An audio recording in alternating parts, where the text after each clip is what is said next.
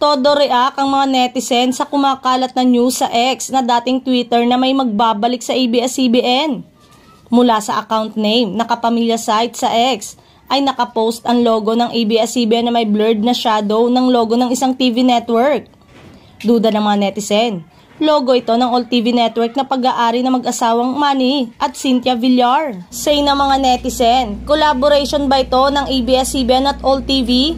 Makikipag-block time na rin sa All TV. Buti naman kahit papano. Bukod sa Miss on a Mission, tsaka Kuha All. Wala na yata silang ibang programa bukod sa movie blocks, lumang Asian novela, at mga lumang serye ng ABS. 50-50 daw yata. Nagkaroon ng ganitong ideya ang mga netizen dahil na rin sa caption na nakalagay sa X na lahat ay magsasaya dahil may magbabalik tahanan ngayong 2024. Mas malawak na muli ang ating pagsasama mga kapamilya. May mga netizen ang nagpost ng logo ng All TV at may tagline na Saya All. Mukhang may point ang mga netizen na nag-conclude sa pagsasanib puwersa ng dalawang TV network at magandang naging punto de vista ng usapan nila sa X. It seems that this only mean na nakuha na ulit ng ABS yung frequency. Not literally makikipag-collab sila sa All TV. Just analyzing yung photo, tinabunan sila ng ABS-CBN.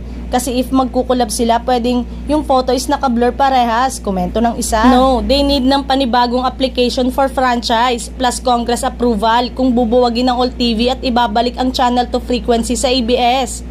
All TV is bleeding. Walang ratings at advertisers kaya need nila ABS-CBN content at partnership. Pabor sa ABS para magamit ulit ang transmitters. As usual, may pabor at hindi if ever magkaroon ng collab ang ABS-CBN at All TV. If this All TV partnership, merger or whatever, lugi ata ang ABS-CBN. Sana walang collab with All TV. Minsan siguro para makapagserbisyo, sasayaw sa tugtog ng panahon, makikipaglaro. Pero ang nakatawag din ng pansin ng mga netizen sa caption na nakapost sa X, ang balitang may magbabalik tahanan sa 2024. Nagets agad ang mga netizen kung sino at tinutukoy dito. At ito'y walang iba kundi si Tony Gonzaga. Huwag niyong subukang ibalik ang most powerful celebrity. Si Tony Gonzaga kasi ay kasalukuyang nakapirma pa rin sa kontrata sa All TV kaya't malaki ang tsansa na makabalik ito sakaling magsanib puwersa ang All TV at ABS-CBN.